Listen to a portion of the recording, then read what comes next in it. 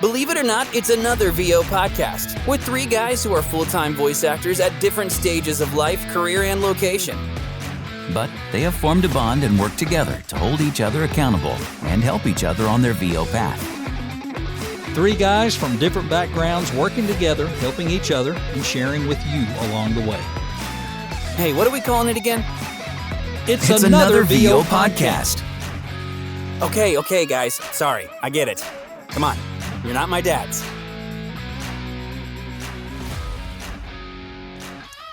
Welcome back to It's Another VO podcast. And this is Troy Holden with Jake Sanders, Alden Schoenberg. And today we have a guest, and we're excited. This is the first interview that's been done on this side of the podcast for us. And this is Sarah Tyndal. And I think she kind of goes by That Girl, maybe? Yeah. Yeah. Sarah, how are you today? I'm doing really, really well. This is my second Zoom out of 3 for today. So I love that today's like Zoom. Yeah. It's kind of fun getting to see people. Yeah. So I went over to your website, and I had looked at it once before. It'd been a few months, and played back through your demos again and listened to them. Just really good demos, good solid stuff, good solid work. I always see you as a VO cheerleader in a lot of ways, because I see you supporting so many people on different venues of social media. Just a big advocate for the business, supporting others and lifting the community up, which is great. I also saw you made the same mistake that we made last week. You thought Father's Day was last Sunday, and you made a cake. Yes. I think a lot of us, for some reason, expected it to be last week, and it wasn't. Was that carrot cake? Yeah. Oh man, yeah, that looked delicious. It did. I saw that on your That's Instagram. my favorite. Yeah. That's definitely my favorite. So tell us a little bit about your history with voiceover, when you got started, why you got started, and where your passion came from for it. Well, that's a very, a layered question. So I got to go way back. And, when I hit high school, I was one of the, I think I was like the head of my high school theater department and in everything, going to competitions. I just all of a sudden was like, wow, this is me. This is for me. And so I moved across the country, and I went to college in South Dakota. I'm from the East Coast, originally from Delaware. So I moved across the country. I found really great people, and the professors I just clicked with. So I went to school for acting, a BFA in acting. And I did that. And, a lot of different things kind of happened. But as a lot of my friends were moving off to New York, or they were getting jobs for summer stock theaters, residencies, things like that. Well, I just went where the wind took me, and I had, met someone, and their journey was to join the Navy. And I didn't know that until graduation. It was kind of a surprise. So I had a choice: find something to do with acting, or follow them in their journey and get married. And so I chose that life, and it was cool because it brought me out here to Washington, which I chose to stay. I've been here since 2005. But even though things didn't work out, I, just wanted to be here. And then I made a new family. I have kids. I'm with a guy that is from here. So I put acting aside. I just kind of left it behind and was like, well, that was one thing that I did. Okay, new chapter. And I, at the time, was living on an island. People may know it as Whidbey Island. That's where the naval station is. And I didn't really have any opportunities outside of community theater for acting. So I was like, well, yeah, that's definitely right, a closed book. And I went on, I thought, well, maybe it would be fun to do cosmetology. There's a school, they do cosmetology. I'm creative. I mean, I change my hair all the time, right? So I thought, I'll try that. And I did. And I loved it and ended up, I had taken some time when my partner at the time was on deployment. I would go back home to the East Coast. I was able to teach theater and art in high school at the high school level. And I really liked teaching, but I still was pretty young. I didn't feel that I was far enough removed from high school age, so I wanted a little bit more life experience. It just felt disconnected. So when I went for my certification in cosmetology, then I realized, oh, there are people that go around, they travel around and they work for schools. They also work for different brands. And so I was an educator at a school for adult learners, but also I would go to salons and I would talk about color theory and terms, Yeah. You don't want to hear all that, but all the things that go into how to service your clients and run a business. So I did that for like 8 years and worked in a salon. I had a salon business for about 5 years. And at that time, everything was great, I took a workshop on voice acting. So I was living at the time on another tiny island Island in hopper, Washington. And I saw a sign. We have like the little community brochures that tell you things that are happening in that month. And so I grabbed one of those and there was a gentleman advertising, hey, do you want to know what it's like to be a voice actor? And I thought, well, what is this? I had no idea. Because when I went to college a while ago, voice acting, we didn't even cover it. One of my professors, she talked about going into the city, going to Minneapolis and doing some recording, but we never focused on it in our voice classes. So I was intrigued and I started, going back and asking former peers from college and professors, hey, what do you know about voice acting? And one of my old roommates, she was successful in doing voiceover. She does a lot of political and has her own clientele and is very successful. She said, oh yeah, I've been doing this for a long time and this is my studio and it's in my house and I have kids and it just seemed like the perfect solution to life. Sure. And my professor said, oh my gosh, it's only $150 for a workshop, a whole day to learn about voice acting. That's a steal of a deal. Take that class. And so I did. And it felt like after taking the class, oh, I get this mic. I do this, I contact this person for a demo. Oh, it's just so clear cut. And I did the things and just got going. And I think by having the specific people to reach out to, the contacts, I cut through a lot of deterrence, BS, call it whatever you will. It was kind of a direct way in to getting started. What I didn't know was there was a lot more that I didn't know, right? You don't know what you don't know until later. So that's another story. But this all happened right before COVID hit. So surprise, I had done some work with Mark Cashman.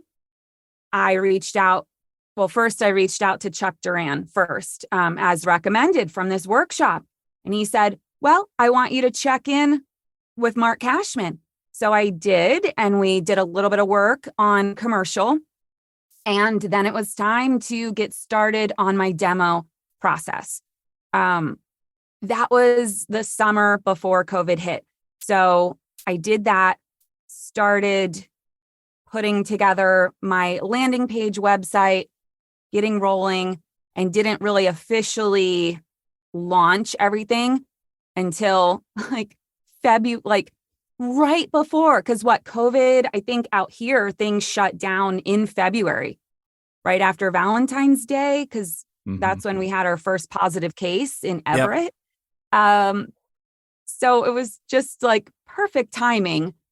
I had to decide, what do I do here? Do I focus on voice acting? Do I close my salon business? The way things went and having children at that point, even though I was brand new, I made the choice to not go back to the salon after COVID and just throw all my eggs in one basket and do this. That's my story. Cool.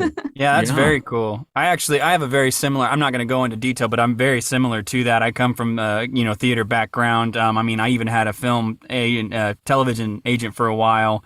And I did community theater literally from 2011 to last year pretty much. And so I understand what you're talking about. They're already having that background in acting, but then being able to skip through some of those weeds, so to speak, and kind of just start learning what you need to do voiceover from your house. So that's really cool. And I'm right there with you. The timing of you getting your demo and starting putting yourself out there I'm right there with you. February of 2020 was when I booked my first gig in voiceover. So so I know exactly what you're talking about. Yeah. Interesting. I think we all get it, Sarah, when you talk about, you discover there's a lot that you don't know. Yeah. Man, we've all hit that wall over and over again. I think that, there's this. Oh, this. So who have been some of your coaches and mentors that help open your eyes through that journey to so many of the things that you didn't know you didn't know? Yeah. Well, Chuck Duran, first and foremost. I mean, I just love, I love villains. So I call it my origin story, But I'm just like so grateful that he was the first person that helped me out, because we didn't just do a demo together. He, told me, well, you need a website. You need to get on social media, he gave me these tools, things that I needed to go and do. And then Mark Cashman was great for helping me get started in commercial and understanding, that we all know, right? The non-announcery, right, vibe. And then I do so many trainings and webinars and just try to absorb as much as possible, but from many, many people. But then after doing my commercial demo, one of my passions, I really, really, really want to be a promo girl. Love promo. It's kind of like my revenge, because when I was growing up, my household, you don't watch a lot of TV. Maybe you get a little bit of TV in the afternoon after school. Definitely no MTV. I mean, this is when we were pouring some sugar on me and, White Snake, like all that. Nice. Like, no, we're not going to watch that. So I did it anyway. And I did it a lot because I wasn't allowed. So I really went for it. And I love the TV, streaming. I just love that. So I wanted to do promo. Now, I didn't know at the time, promo can be really difficult and can really take a long time. There's levels to even reaching those auditions. So I didn't know that, but I really wanted to train in it. So I worked with Jody Gottlieb and did my promo demo. And I learned a lot, and I really built confidence and felt like, yeah, I can do this. So I love that, because I think a good coach helps you find your pitfalls, right? And fine tune things. Oh, yeah. But also they support you that you can do this. And even if it's right now, if you keep working, you're going to. So it's a matter of time. And then it's funny, and I'm sure you guys have a similar thing, but also when I started, I thought everything would be, I do commercial. And then I'm probably just going to do commercial, right? Because that will be plenty. And there's so many commercials. So I just thought that was it. And I worked with a guy at the salon, and he would come up to me and say, "Oh my gosh, you're so funny. You're so animated." He was also one of my students, so he knew me really well. And he was like, "You're going to be on Bob's Burgers." And I would get so mad at him. And this was before COVID. So when I was just starting, and he's like, "You're totally going to be like the next Gail on Bob's Burgers." And, Oh man. And it got to the point where I'm like, "No, I can't. That will never happen. I need you to listen to me. That'll never happen because I don't live in LA. I can never be a character. I can't do video games. You just don't understand." And so he's like, "Yeah, okay, well, we'll see." And then, as I was doing training in different workshops and things went remote, then I thought, my next thing to focus on and train and work on would be my game demo. It was between like animation or game, but I really like games and the acting style. So I started training and doing that, and started working with Erin Fitzgerald, which, if she's not on your radar, look her up. She was in Ed, Ed, and Eddie. Classic. She was in one of my favorites, the original cast of Monster High. So like Barbie, but spooky. Oh, okay. Yeah, a little goth. So she's great because she focused on acting. What we weren't even like working the mic. It was like in a big space in my house, and working on character. Yeah. Working on, if you're in a session and they say, "Do this," you need to have something in your wheelhouse that's close to what they're asking, right? Right. Like on demand. It's more about them. It's sessions. less about the mic and more about your character and stuff. Yeah. Yeah. So even though I thought I was going to be the commercial girl and just do commercial, I started to, it was like I was peeling the layers and like, this is why I started this. This is why I did this in high school. Mm-hmm. This is why this is exciting. And just started working more and more and more on those. There's a lot of people. So I could go on about people that I think are incredible in this industry. But I will say probably the biggest thing of you don't know what you don't know until you find out.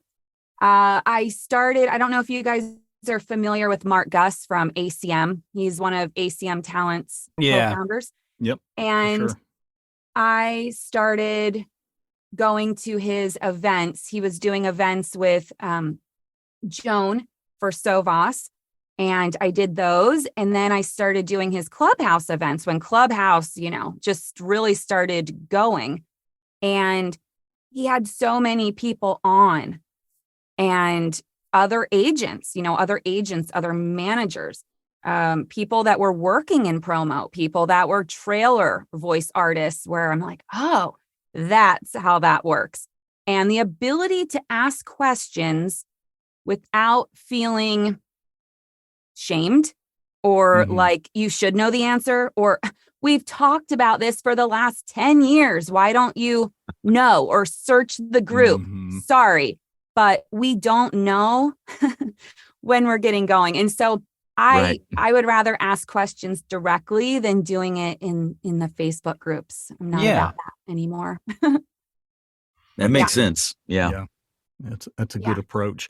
Yeah. Mark continues to have all kinds of great content. One of the people that I'm pretty close with is Mark Ryder, and of course Mark's on their roster, and Mark's a great guy.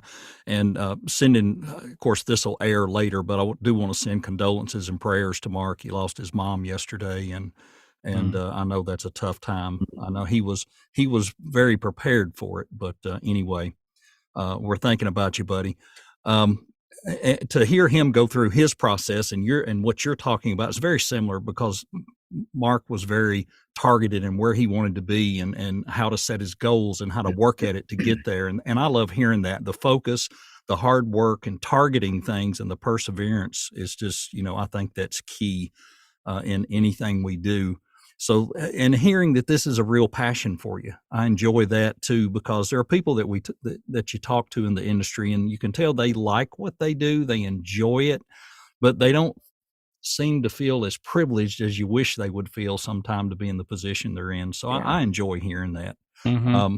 Jake, surely you've got some questions. I can see your eyes are lit up. So, well, yeah, no, I'm curious because, we all have our ways of getting our work. I mean, like, what's your business model like? Do you mainly, I'm sure you do direct marketing, and I'm sure you have agents and you might be on some sites and stuff like that. Where do you feel like you get most of your work from, if you're willing to share that with us? Yeah, totally. Well, it varies. It really varies. Now, before I did my commercial demo, I was instructed by a voice actor to go on Upwork and just see what happens. I did that at the time. It was great. But I think as, we all know, as we evolve and really educate ourselves, like, yeah, it was for peanuts, but it was for experience to really prove to myself, should I even do this? Like, are people even gonna buy it? Like, do people even care? Mm-hmm. So I say that because I know there's a lot of feelings about when people are brand new and they're going towards these, kind of low hanging fruit sites. Well, I didn't know it was low hanging fruit, Right. No one really does in the beginning. Yeah. Right. You can't be faulted for that. I mean. Yeah. So then someone was like, oh, well, voice 1, 2, 3. So I went there, and around when I, did my demo, I was booking so much and I was paying like nothing to be on there. But then with COVID, things changed, and then I upgraded. I started paying more, and then my bookings went down.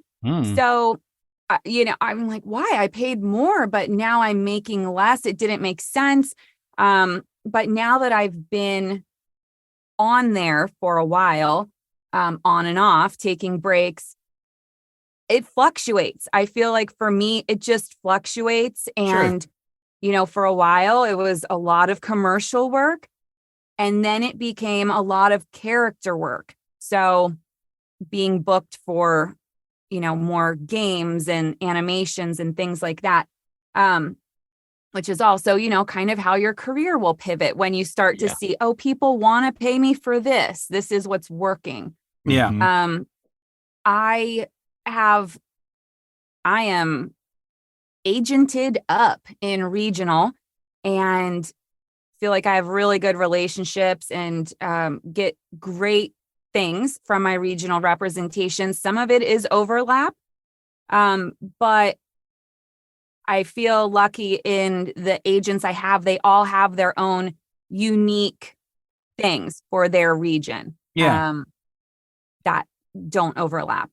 And then I was brought on to host Coast to Coast with Portia Scott. Oh, yeah. That's awesome. This fall that just passed. And so that was incredible.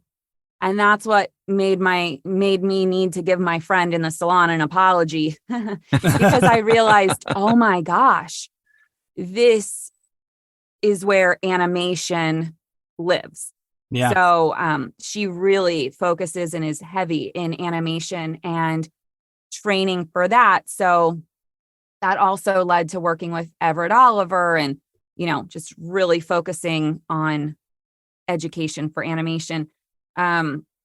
So I love my agents. I also, it's time that I tell on myself.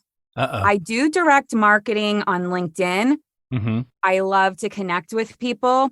And I just recently got out of my head and started just asking for help.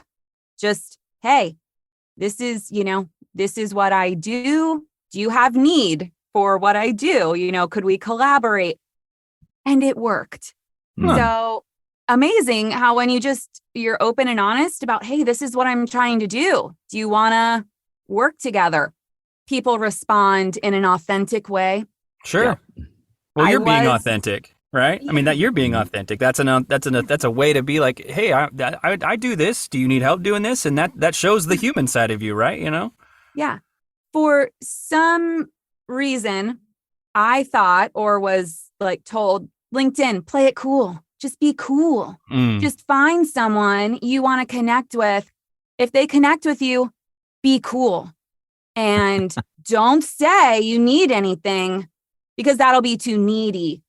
Don't ask for work. And so that's what I've been doing this whole time. And something just clicked in my head. Maybe it was just like, what are we doing? Like, this isn't working. Mm-hmm. And I don't have time to manage those conversations, right? I need to let's just go. I'm here to go. So that's been working. I also like listening to Mark Scott and his Friday deals, and he'll have people on, like Gina Scarpo was just on, and yeah.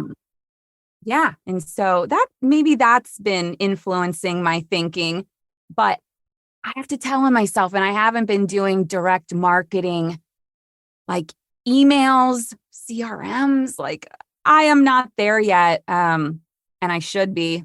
So maybe after the summer, that's where I'm going to be spending my focus. It's a good idea. I bet you're going to thrive in that. I mean, if you're doing this well already without having to do the direct marketing, when you do the direct marketing, all I see is you just going up like that. I mean, that's awesome. Now let me ask you. So since you've been with Coast to Coast, and have you gotten, like, what's your favorite role that you've gotten to do, even if it's not with Coast to Coast? Sorry. Yeah. Oh, well, yeah, because I haven't booked. I am like, some of them I just felt so good about, and like, oh, that was awesome. And we all have those. Yeah. Even when you're working with your coach, because I will bring in, Everett for some things that I'm like, oh, I just got to get this. I got to nail it. And I felt really good. And then nope. But that's part of it. That's part of the education, right? Yep. Right. The psyche of doing this. But I was really excited because it was really close to finishing my game demo.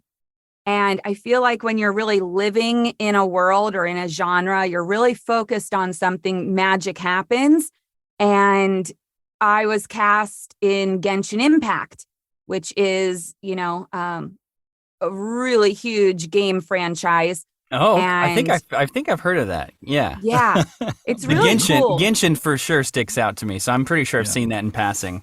Yeah. And you can watch the cut scenes on YouTube because they do updates. So there's a huge following because people are playing the game. They won't release a playable character until you get, a certain amount of requirements. And then, so it's really exciting for the player. So I was like, what? How do I even deserve this? I felt major imposter syndrome. Like, right. This is such an honor. Yeah. And what was so cool about it, my kids at the time, they're going to be 13. I have twin boys, middle school boys. And at the time, they were like a couple years younger. And they were just like, what? You're in what? And I went to Seattle to the Formosa studio to record in studio. And there was a little bit of dubbing work too. And so that was really nice to be in studio and have people help you. So my kids were so impressed, and they went and told, I'm just in it. I'm in this because I want to be popular with middle schoolers. Okay. That really is like the most exciting thing. Oh man, that's hilarious. You are buying time and being able to pull up to the school and let them out and them not shush you out of the way. Now they're kind of like taking their time. My mom's in video games. Oh man. Well, it's kind of funny because they showed, friends, they showed kids at school on their devices. This is my mom. And people were like, you're lying. That's not your mom.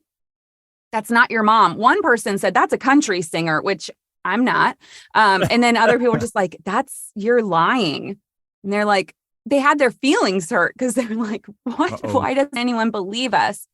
And it's like, well, because this is such a wild world that people don't always think about what's behind their characters, their shows, the commercials, right? No one, middle schoolers are not thinking about the person that's voicing the Nike commercial, right? They're focused on the shoe. So, Yep.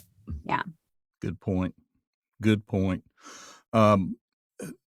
If you were going to shovel out some advice to some of the people who were in your position back in before you were getting started, and I've got a feeling what part of it may be, but what would you tell them, about how to get started and what not to do? Oh, do you have another hour? That's really difficult. It's difficult because there's so many things. First of all, and I heard this last night on Dave Fenoy's his Facebook, YouTube event that he does. No one's path is going to be the same. Right. Mm-hmm. So it's cool. Like, I think it's so cool and interesting to know. And I could read books for days on how people got started. And it's because we're all so different. Right. And what works for one person, doesn't work for the next. And so I would say definitely learn, but don't compare. Mm. And I think this is something I go back to often because there is so much out there. It got to the point I was consuming so much media, so many, readings where you read and you get feedback from this person and that person, and that it became a little confusing and misguided because, right, there's so many different opinions. So I set out like my career, my trajectory, right? These are the things I want to do. And I'm going to do those things. Even if I'm not doing it now, even if I got to know, this is what I'm going to do. And you're with me. You're either on the ride, you're on the caravan, or not, but I'm going for it. And that way too, you're really focusing your mad money, your pocket change on those opportunities, like always looking out for, if I'm with an agent that's focused in animation, that needs to be a big focus, right? So mapping that out. But this is where I'm fun because 1 minute I say something and then the next minute I flip it. Because while I have that trajectory of the things I want to do, also being open to things that happen organically. Mm-hmm. And something happened organically, which took a lot of pressure off, made my mental health, right, stronger, better, more positive, because every audition that hit the inbox was to do my very best, nail it, work it. So I'm happy with it. I would book me, right? I'm in love with it. But not have that like, oh man, I got to book this, or I can't send my kid to swim team. I can't pay for gymnastics or, pay rent, whatever, right? Pay the bills to keep the studio running. I attended one of the Mark Gus events, and Scott Brick, legendary audiobook narrator, right? Yeah. Coach, all that, was on there. And I tuned in because he's cool and I just wanted to hear about it, but I had zero intention of ever doing an audiobook. Because, yeah, right? And so, through COVID, I've learned, I'm big time ADHD, big time, and have like changed things, how I work, how I do things, to have a better workflow in dealing with ADHD. Dog, we're not going to do that. Sorry. Now she's like, I'm going to chew on my leg for fun. Go ahead. You were talking about ADHD. Yeah, exactly. Right. Yeah. So, in doing things to manage that, I thought, oh, audiobooks, gross, never going to do that. And I was terrified of the technical, of like mastering. What does that even mean? And ACX standards, I would look at it and go, this is like Japanese. I don't get it.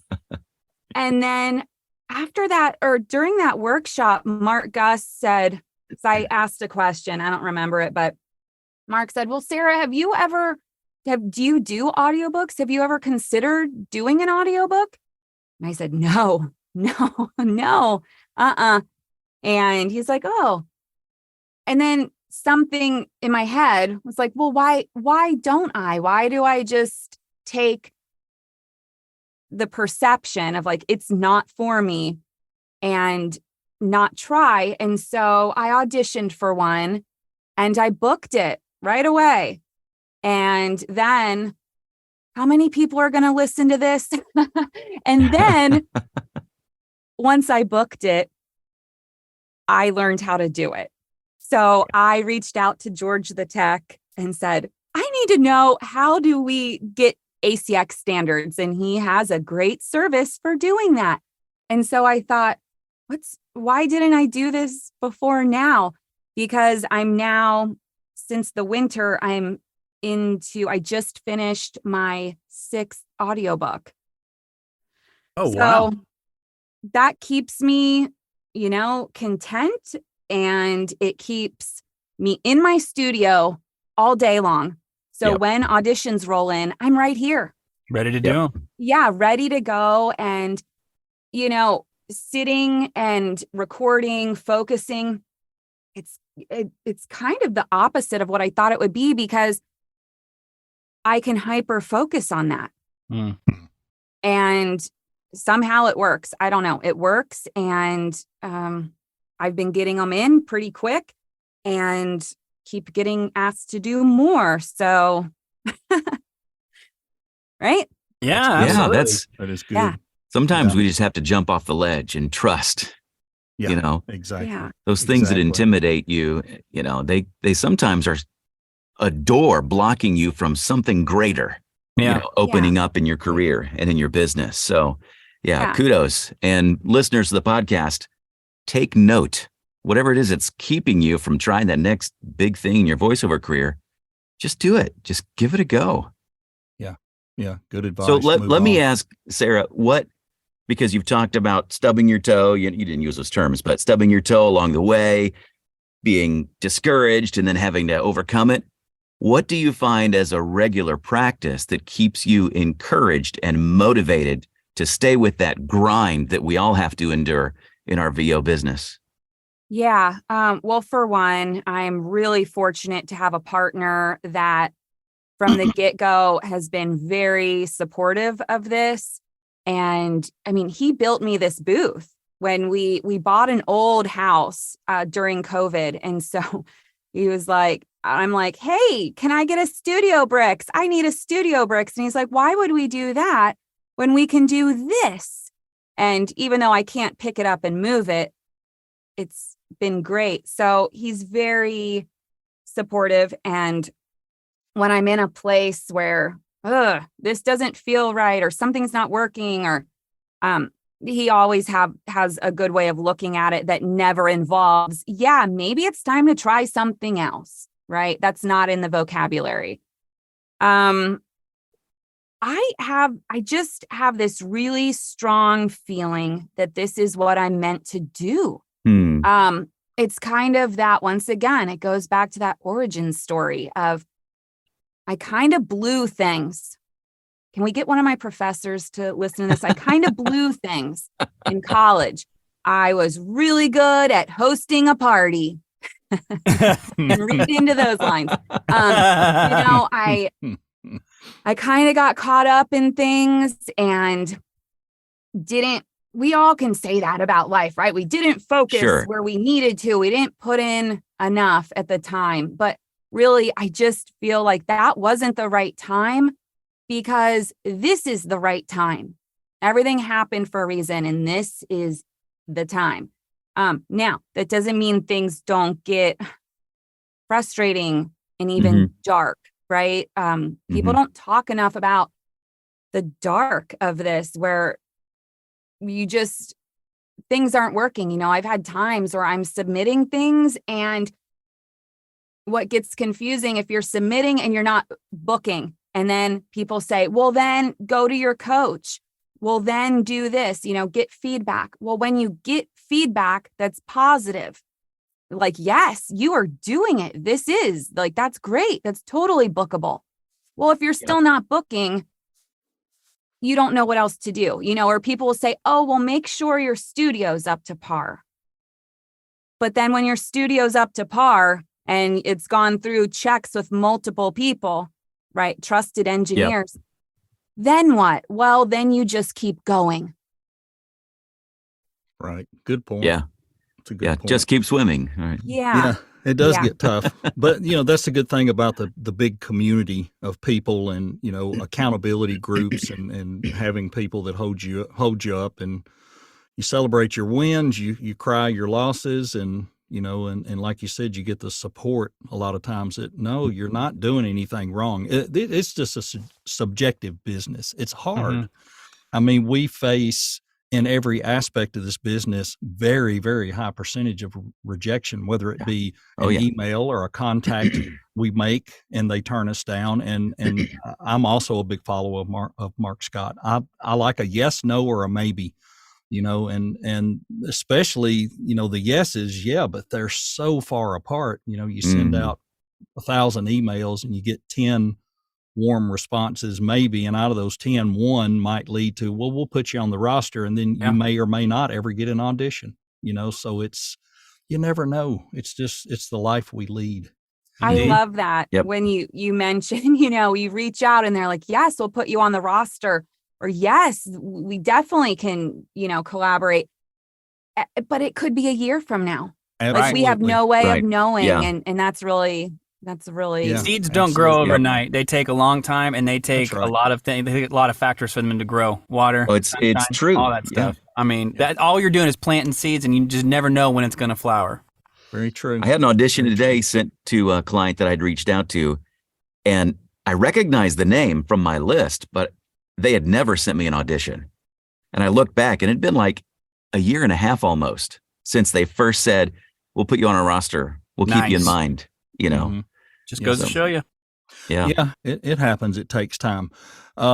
Sarah, we don't want to keep you all day. I think we could all sit here and talk about this business all day. Yes, true. There's so much to cover, but there's some really great insight here, and I think people are going to enjoy hearing all of this because of the focus, the hard work, the perseverance, being targeted, setting goals, and when I went to your website, it all tied right in with what you talked about.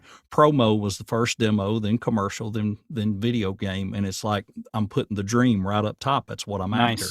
And that's great. I just started working with Ryder on promo as well. And I started with radio imaging and have got a few clients. And that was his encouragement. Start there, try to get some internet stations, get that going, because you need that to kind of springboard to promo for a guy for some reason. And, I said, well, I don't want to do, well, I wouldn't say I wouldn't want to do. I don't ever expect to do movie trailers and things like that, but I'd love to get some local promo stuff.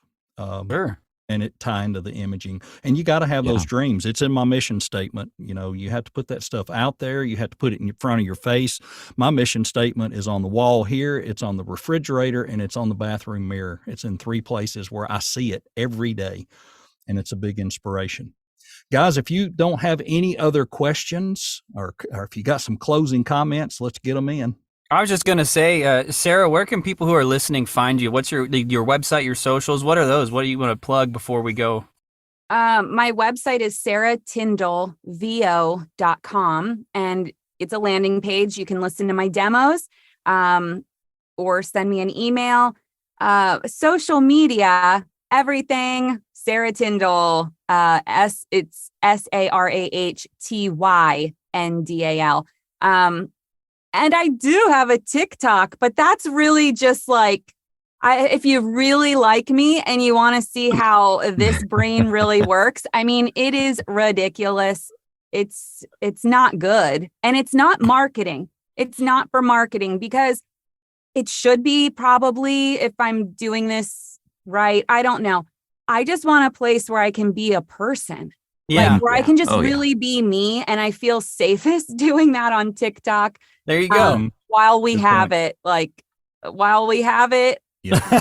While we have it. Because it's probably, Well, folks, go check it out. She's been super fun to talk to. I bet she has a lot of fun, creative things for us to watch. And I'm going to go check it out here after we get done with this. So thanks for sharing that with us, Sarah.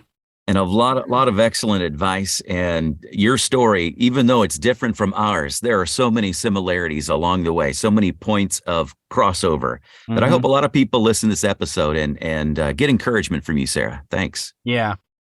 Thank you. This was really fun. This was my first podcast, so I hope I passed. Your first of many, honestly. Oh, yeah. First of You did many. great. You're a great guest. Yeah, look out for the email box to blow up after this one. Here it comes. There you Get go. ready. Awesome. Thanks, everybody. You've been listening to It's Another VO Podcast. I'm Alden Schinneberg. And I'm Jake the Snake. No, you are not. Settle down. All right. I'm Jake Sanders. And I'm Troy Holden. Join us weekly as we spill the beans about our challenges being full-time struggling voice actors. Yeah, and by the way, my girlfriend says you two better get it together, because she doesn't want me carrying you two on this podcast. Saith the voiceover rookie himself. But be sure and join us on the next episode, because I guarantee it, Jake will do something worth hearing. And what do you mean by that? No, really, what does that mean? Dude, let it go. It's all right. It's all right. Hey, where are you guys going? Hey, don't you kill the feed. Don't you dare kill the feed. Hey, where are you going, Alden? Troy, what are you... Come back!